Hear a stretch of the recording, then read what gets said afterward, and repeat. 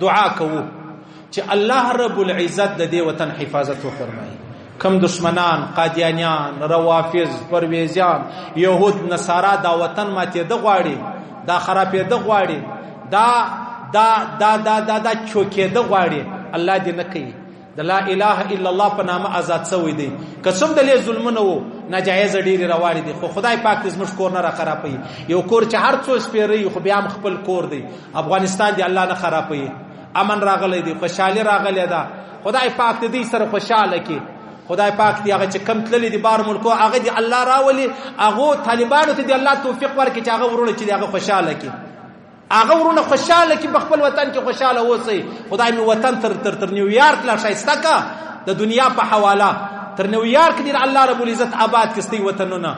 او الله رب العزت کم څوک ورک دی عاجزانو په کم نمو الله دې خپل کورو لراولي.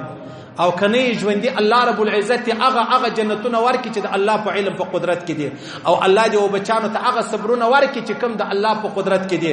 څوک بیماران دي الله دې شفای کامله او نصیب کړي، څوک بے روزګار دي الله دې حلال روزګارونه نصیب کړي، څوک بے اولاد دي الله دې نیک صالح اولاد نصیب کړي، څوک اولاد لري چې هغه ناسالي دي الله دې ور صالحان کړي، څوک مطلب په کور کې د حلال نکاح ترتیب د لورو د زوینه جوړیږي الله دې حلال نکاح د زویم جوړ کړي او د لورم جوړ کړي.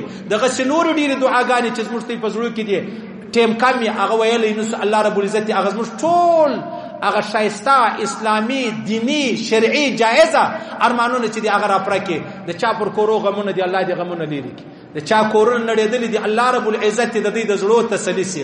الله رب العزت ویل او د قبول منظور وګرځي.